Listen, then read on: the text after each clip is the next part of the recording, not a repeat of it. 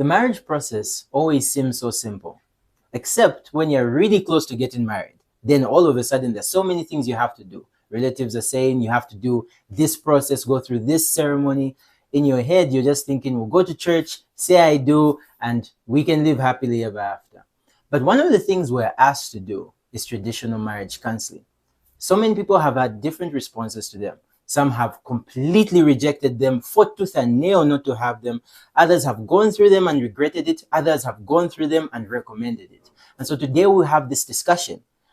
Traditional marriage counseling, is it necessary, especially for Christians? Welcome to Coffee in the Library. We have our guest, Elder John Chundu, who we'll have this discussion with. I'll allow our guest to say a few things about themselves. Well, thank you very much, Chikondi. As mentioned earlier, my name is John Chundu, one of the elders here at Kabwata Baptist Church, and I must say that I'm quite pleased, to be appearing on this podcast, and looking forward to these exciting, conversations together. Thank you. Yes. So that we can just go right in. Firstly, we just ask in general: do you think counseling is necessary? Well, counseling, yes, is certainly necessary, in the sense that, we all don't sort of have a repository of knowledge. Mm-hmm. There are other people who have gone through some of the things that we might be getting into, and as such, it's important that we get that guidance and advice that is required. And as such, yes, to answer your question, counseling is necessary. Okay. In your own experience, is this something that happened with you that you're like, okay, it's great that I got counseling because I would not have seen this before? Yeah, certainly talking about my own experience, I did undergo counseling with my wife, Mika, and it is something that we don't regret having done so, because it's really helped us get prepared for this big thing called marriage, which was coming our way. And I'm sure if we didn't go through that, we would have probably hit so many landmines, which we don't know what would have been the result. But thank God we did undergo counseling, and that did prepare us for what was actually going to come through. Yeah. And so we, at this point in Zambia, there are a lot of thoughts around marriage. People call it a scam. Yes. People calling it just some kind of social construct. Do you think one of the reasons why it's the way it is the lack of counseling? And are there any things that, if were done in counseling, some of the most common problems in marriages today could actually be avoided? And what are those problems?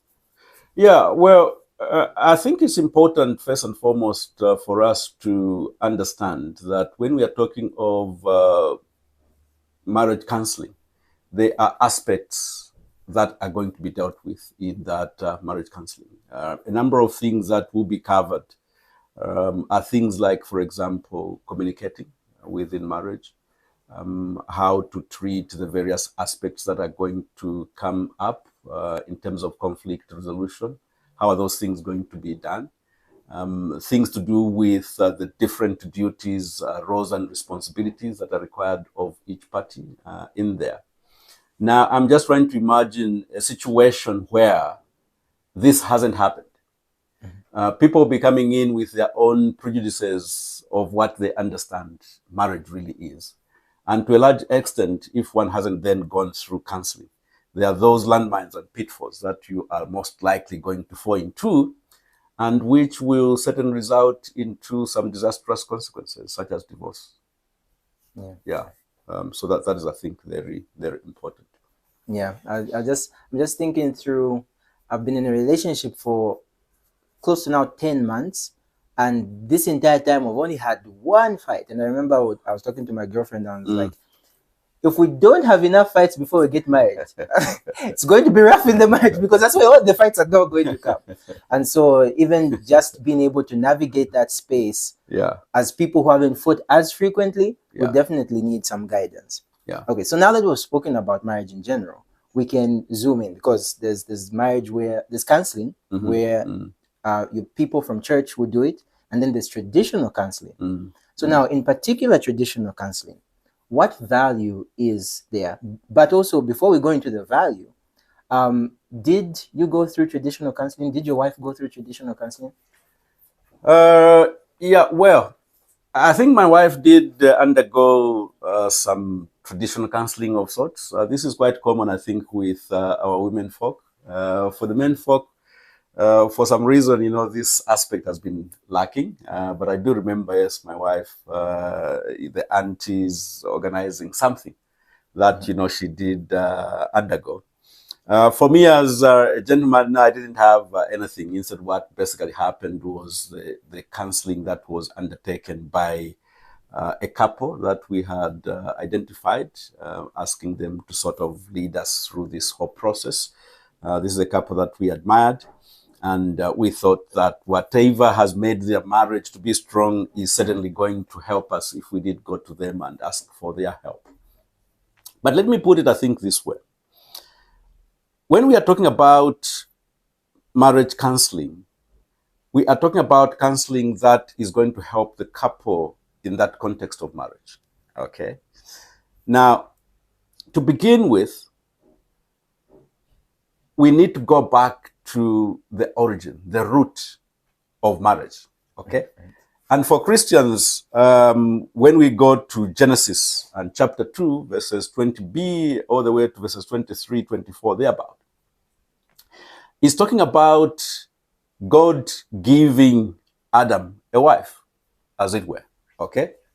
Now, at that point, it is God who is instituting marriage, and so God is the author. And God is actually the counselor. Okay? Because at that point, there were no other, people that you could sort of refer to. So, if there is anyone counseling that is of paramount importance, it is what I might call Christian counseling, okay, which is rooted in the biblical standards and principles. Because that is where actually marriage is coming from in terms of where God has instituted it, as we read in Genesis chapter 2. And therefore, anything else is what one might call a just supplement. Okay?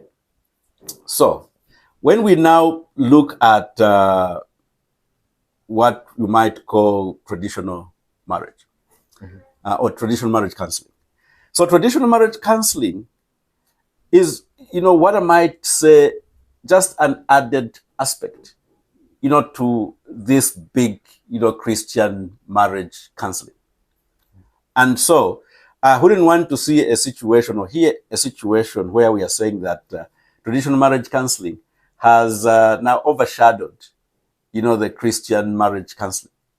Because then we have got, as Christians, our priorities wrong.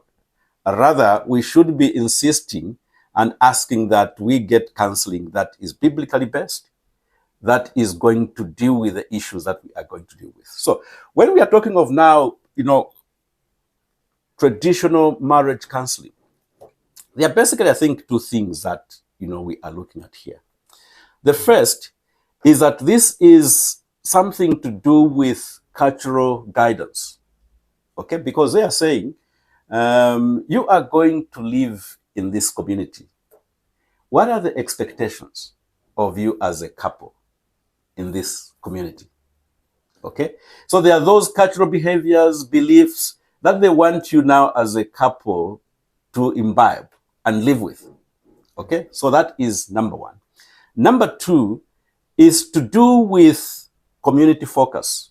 Okay? So they are talking about cohesion and unity of that bond within the family. All right? And some of the topics then that they are dealing with within the context of, traditional marriage will be things like, respect for in-laws, respect for the spouse, things to do with conflict resolutions, matters to do with behaviors. How are you going to behave as a wife? How are you going to behave as a husband?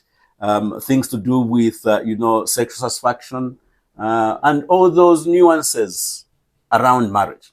Okay?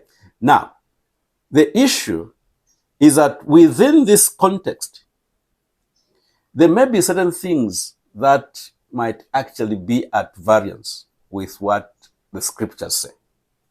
So that is where now, a traditional marriage counseling comes into conflict with Christian marriage counseling. So yeah, let me just put it that way and leave it, there. So it's very interesting. So I think there is a question maybe before we just leave that matter, where you were saying what is the value? All right, that was the question, Yes, right? yes. What is the value? What is the value of traditional Marriage counseling. marriage counseling? The value of traditional marriage counseling is that it is going to put cultural and traditional norms that are expected of you in that community to the forefront for you to be aware. Okay, because remember, your Christianity is being lived in a context. Okay, so when you become a Christian, we don't take you out of your community and put you somewhere here and we say live here. You are living within the community, and now that community has got certain behaviors, certain expectations that they expect you to undertake or actually conform to. So what then the traditional marriage counseling is doing is to orient you in those aspects. Okay, so that is the value that it brings, to this whole aspect of marriage counseling. Okay, so Yeah. after hearing you explain, then you have explained that it does have value. Mhm. Would you then say there's a gap in the culture, since usually not usually, most of the time, only the lady folk are the ones who actually go through the traditional counseling while the man is left on his own? Do you think there's a Yeah. gap in the culture, or is it just because of how the culture is, that's also acceptable, that he doesn't go through counseling, only the lady needs it? Yeah. Well, no, I wouldn't say that only the lady needs it. There is certainly a gap. Okay. There is a gap here because the understanding is that this marriage, traditional marriage counseling, should be for both. Okay. The wife to be as well as the husband to be. Okay. It's just that you see, from the perspective of marriage, the lady plays a very key role, quite massive role, in a number of ways. First and foremost, she is the mother of the home. Okay, so there are aspects, for example, to do with, keeping the house, issues to do with motherhood itself, and just how the whole, marriage is going to be kept from the aspect of homemaking and so on and so forth. So you would say that in terms of their roles and duties, it demands a lot more than what the man, might really demand. For you as a man, the overall sort of objective, if I can put it that way, is for you to provide for your family and ensure that the family has got, bread and butter, and everyone is sort of well cared for. And so it is important that that aspect, is imbibed. Now, in many cases, you find, therefore, that for the man, people are not so concerned, but they are concerned with the woman because of the various roles and the heavy, duty that she has to carry. And so aunties will organize all those meetings, yes, and rightly so. But I think if you ask me, I would be saying that it is important that the man also undergoes that, and we get all, aligned, not just having one party going through. Yes, so I would say that there is a gap, and I think what is even more serious is probably that for the women, we even have got specialized groups, okay, of the so-called alangis. Just for the sake of the audience, Yeah, yeah. Well, alangizi, or the other term is wanachimbusa. So alangizi, I think, is engoni or chewa, terminology of counselors who really specialize in giving that traditional marriage counseling. And it may not necessarily just be traditional marriage counseling, but it could be counseling of all sorts. The same way, that we would talk of Vanachimbusa. Vanachimbusa is a Bemba term. And these are elderly women who have gone through all of this. They understand the cultural norms and traditions, and they are willing to pass those to the next sort of generation. So they do have these groups. And in many cases, these will be women. I haven't come across, the men called Alangis. I don't know whether they would be called Alangis or some other term. Yeah. Yeah, but I think for the men folk, this is sort of lucky. Okay, because you can't even go out there and say, no, I'm looking for men Alangis. It would be very difficult for you to find. But I think for the ladies, if someone said, no, I'm looking for Alangis, they might even refer you to my Piri somewhere in Mtendere, who come to your aid. But for a man, it's extremely difficult. So I think there is that sort of gap. But it is important that we find, that. But let me put it, I think, this way as well, and reiterating the first point that I made, that traditional marriage counseling should not supplant Christian marriage counseling. Because where we are coming from is on the premise that God instituted marriage. And so he is actually the first marriage counselor. This traditional marriage counseling has just come in because now we live in the community. Okay? At the time when God was instituting marriage, it was only the two people, Adam and Eve. There was no community whatsoever. So this community, the values, the norms and behaviors, the cultural aspects, the artifacts that we talk of in culture, are things that have just been developed. Some might be good, some may not be good. And so what we are saying, as much as we are saying, yes, we can encourage, or we do encourage that people undergo that, traditional marriage counseling. It is simply from that aspect of you appreciating, the cultural norms and cultural traditions that are expectant of you as a married couple. But not something that we are saying, no, now, paka, you do marriage, traditional marriage counseling. No, that should not really be the case. But that should just be like an add-on, because you live in this community and the expectation is that you'll be expected to conform to the norms of, that community or society. Okay. Yeah. I was while you explain, I was also thinking, did anything happen early on in the marriage, or even just generally throughout your marriage, where it cost you because you didn't actually go through any form of traditional counseling? It's just like, I wish I knew this in advance. Maybe this situation wouldn't have happened. Things wouldn't have gone the way they went. Maybe I would have been more prepared. Since you're saying it's a community thing, it's like, because you're now in a culture where there's a unique way of operating. I wish I knew these norms that I would have gotten during traditional counseling.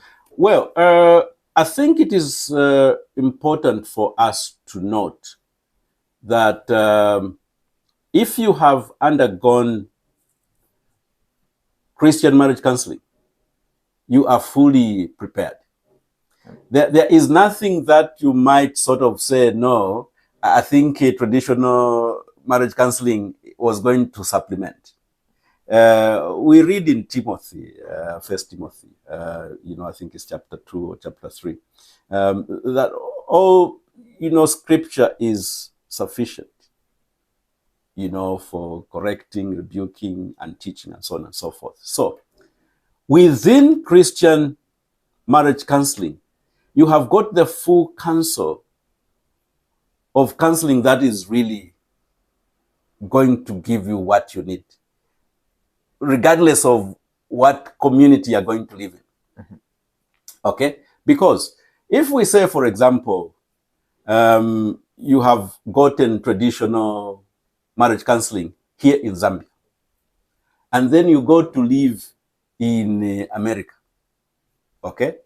We don't expect you to say, okay, now that you have gone to America, Now you should have traditional marriage counseling in America. That is not going to happen. Yeah. Okay. So once you have got, Christian marriage counseling, you are set. Okay, because that will tell you everything that you need to know about marriage. Okay. So as I said, the traditional marriage counseling is just an add-on, to some of those now cultural and community norms. And some of them, yes, are very good, but some of them, not so helpful. But we need now, to judge all of this in the light of what Scripture says, so that then, we don't even get some of those cultural, teachings that really are not of value to us, or that are inimical, to our Christian values. So yeah, to answer your question, I wouldn't say really, there is something that I missed because I didn't go through traditional African or, traditional marriage. I would say I think having undergone that Christian counseling, Christian marriage counseling, we were quite fully grilled. But I must also hasten to say that it doesn't mean that, when you have gone through that marriage counseling, be it traditional or Christian, then you are really prepared, for marriage. I mean, you're just prepared to the extent, that you are prepared, as a sinner. But there will be so many things that you will be discovering along the way. Pitfalls that you'll be falling into, not because, you are not counseled, but simply because you are a sinner. That's basically what it is. So even when you are taking note of the matters to do with your marriage counseling, yes, those will help you, but bear in mind that all these things are going to be tainted with the sin that we have found ourselves in. So those pitfalls will be as a result of the sin that has come up. And that is basically what, I can say. Yeah. Okay, so that means, so from me, if I'm getting you right, Yeah.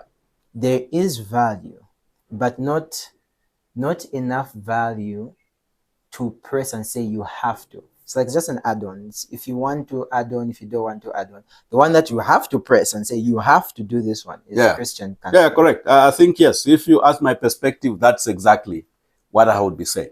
Now, let's I think again put this into perspective. Okay? For a Christian, yes, it's the Christian marriage counseling. That is key. Your traditional marriage counseling is an add-on. Okay? You may have it, you may not have it. I wouldn't give a damn that, you don't have your traditional, marriage counseling. But for someone who is not a Christian, okay, whose only option is traditional marriage counseling, then I would insist that as a must, such a person or couple need to undertake that traditional marriage counseling. Okay, in the absence of this counseling that a Christian would have. For these other categories of people, yes, the traditional marriage counseling is certainly a must. If they don't have it, then they are completely lost, because then they are just at sea. It's like a boat that has got no radar, or a plane that has got no radar. They have no idea where they are going. And so I wouldn't really, for such couples, encourage that they just go into marriage without them undertaking this counseling that is required. It will help them to the extent that or limitations that traditional marriage counseling really, has those limits. So for such categories, yes, it is. For whoever is listening, I think it's important that they take note of that. Yeah. So for the Christian marriage counseling, they're critical. Traditional marriage counseling, an add-on. may be or may not be undertaken. But for someone who is not a Christian, the only alternative is that traditional marriage counseling, and would encourage that such couples undertake that because it is critical. So it's like, so I'm giving just an analogy. So Yeah. it's like we're going to war. The Christian with Christian marriage counseling has Mhm. gotten a gun. Then the non-believer, because they have no access to the gun, Yeah, at least yeah. they've gotten a stick. Something like that, yeah. Or a nobkori, you know, those Ingoni warriors you see Yeah. with, yeah, Okay. something like that. Okay. That would be important, yes. Okay. Yeah. So then that brings what has been expressed as tradition, that Christian marriage counseling is far more superior. Could you go into more detail? What is so unique about a Christian marriage counseling that far surpasses? So like you can go in the specific categories. Like what exactly does Christian marriage counseling teach you about communication, for example, that traditional won't teach you, or about the various other aspects? Yeah. Yeah, that's a very good question. I think one of the key differentiators, okay, of a Christian marriage and a non-Christian marriage, if we just begin, I think, from that angle, is that for the Christian, we look at marriage as a covenant. Okay, it's not just a contract. Okay, it's a covenant. A covenant to which God Himself is a party and a witness. Okay, now this is not the same for any other marriage which is not Christian. For them, it is just the union of people coming together. Okay, but for a Christian, we need to look at it, from that perspective. So that is very important. So number two, there are other things then that we need to take note as a result of this anchoring understanding of a marriage being a covenant. And that is to say that there is no divorce in such a relationship, which is not the case with the other, kind of marriage. Okay? So for the Christian, the divorce is only given in two instances. One, it's on, desertion, where one party just disappears. You have no idea where they've gone. Number two, it's on, cases of adultery, where one party just becomes adulterous. And we are not just talking of maybe just one, incident, or two, but is where now this becomes, a lifestyle. Okay, you have talked about it as a couple, and there is nothing changing. Okay, the one or two instances that we have talked about, there is room for forgiveness and that sort of thing. As a Christian, you are called to that life. Okay, so that is another aspect. Okay. Secondly, or rather thirdly, we are talking about this union within the Christian context, which is a monogamous union.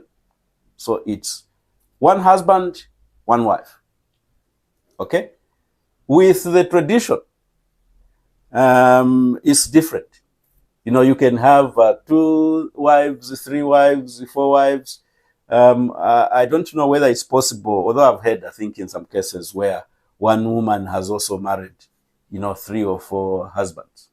So for them, that's the sort of environment. So when you look, I think, at, those key differences, they are certainly very fundamental to distinguish, the Christian marriage from the traditional understanding of marriage. And they would really create very distinct lines. You can draw the lines in the sand as to where each marriage really is with regard to some of these things that I've talked about. Yeah, so to answer your question, that's how probably I could go about, answering your question. Because just thinking through what you had said, the no divorce, the monogamous union where you're not looking out and the like. I'm just thinking, when we are planning to get married and we find someone, we're like, I'm looking for my best friend, someone who won't betray me, someone who will be loyal to each other, and the like. And so just being placed in an environment where it doesn't have to be monogamous, or it like there's leeway in which you can just divorce. It just sounds horrible. Especially someone who you have tied so strongly to, in terms of, I'll be loyal to you, you've made all these promises, I'll give you the world and all these things. Just like you come into a union where actually they could leave if they want to. Actually they could go out and it's not as big of a deal. That's a horrible disadvantage. No, I think that just to add a little bit on that point, now that you have raised it, I mean, this is why I personally encourage that young men or women should marry friends, okay? Because when you've got a friend as a spouse, it means you can fight, you can quarrel, but you'll still be friends. Unlike where you have just married because of certain traits, maybe you like their hair or their nails. Nowadays, I'm told they are even fake nails.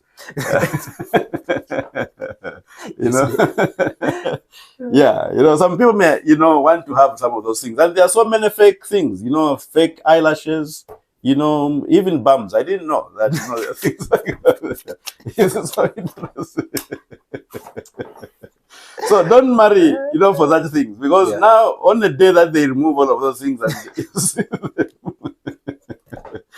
you want to divorce, and if we are saying no, now not divorce, then you're stuck. You live so sad, until the Lord comes. It is important, I think, that when one is thinking of that period of finding a spouse, we have taken into account some of these differences between traditional, marriage and Christian marriage, if we can put it that way. Okay, so there's this other side of the argument that actually speaks very strongly, saying traditional marriage counseling should actually be done away with completely. Like, it doesn't make sense for a Christian to do it at all, and they would really press on it. What would be your response to that kind of person, where you just hear, we're actually doing traditional marriage, that's wrong, you can't do that as a Christian, how can you be doing that, don't you know these things are wrong? And some of them go to the extent of where it's like, yes, to do traditional marriage counseling is almost like you're speaking down on Christian counseling, like as if you needed anything else. What would be your response to people who go to those extents? I think we have belabored the point about the importance of Christian marriage counseling, that it is a must. But in a situation where there is a request or requirement for you to undergo a traditional marriage counseling, I would say that there is no harm if there is that insistence in a person doing it. Bearing in mind, of course, that within the traditional marriage counseling, there could be certain things that may be at variance with what Scripture says. For those, you need to stand your ground and say, well, thank you very much, but this is not something that, we would really want to go into. So for someone to say, listen, traditional marriage counseling is not so important, I don't think it's right for us to say that. Because when you look at the Scriptures, you will find that there are quite a number of aspects, of marriage counseling or traditions that were followed in the context of marriages. Okay?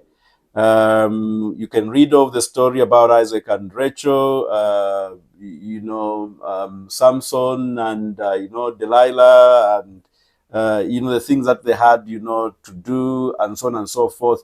Those were all, part of the traditions of the people then, and they were doing those things. So there is nothing wrong in you having these add-ons to what you have already obtained by way of Christian marriage counseling. Remember what we said is that what traditional marriage counseling is doing is to add on to what you have already if you have undertaken your Christian marriage counseling. And it's looking at the cultural guidance and community focus, reinforcing some of those behaviors of things that we expect you to adhere to as a couple living in this community. You need to be aware of some of those things. And so that's the value which we did allude to much earlier. So, yes, they may have their own opinion, and God has made us in such a way that we have got our own free will. But that advice, you will search the scriptures, you will not find it anywhere where it says, no, as a Christian, you don't need traditional marriage. Maybe you know of a passage. No. I just read the passage. I would be quite happy, if you knew one. But yeah, so that's basically, where we are. Okay. Yeah. So let's say the couple that's like, okay, I think we are very much okay with our traditional, we're very much okay with Christian marriage counseling. How do they go about rejecting the traditional marriage counseling without all hell breaking loose? Because from the cultural point of view, it's held quite strongly with the people who are around. Like, you have to have it, and when you say no, we don't want, all of a sudden aunties are calling you, no, what's wrong? Especially because from the current culture, the lady is the one who goes through it. And so let's say, for example, she Christian, and she's like, I don't want to go through this. Yeah. What is the very practical advice in how you would advise them to go about it? Is who should they involve? What needs to be said? Who needs to be talked to? Yeah. So remember again what we have just said. We are saying that not everything in traditional marriage counseling is wrong. Okay? So for all intents and purposes of that counseling, there is nothing in scripture that is saying no, you shouldn't have it if you can. So I mean, if there is no harm in you undertaking that, and of course rejecting those things that are at variance with the scripture, and saying, listen, according to my faith, I cannot do this because it's at variance with what I believe in. Okay, and they should be able to take you, at your word. But practically, I would be saying that you need to speak to some people. If within your family you have got, for example, aunties or uncles that are Christians and that are sympathetic to you, those are the people that you should be appealing to and saying, listen, uncle, auntie, there is this matter, but I feel strongly that, I should not do it. And so they will be able to help you, do those things. If you are not able to do that and you still strongly feel that, it's something that you don't want to do, then you can speak to your church elders or some elderly Christian aunties or uncles who can speak, to your family and just sit down with them and reason.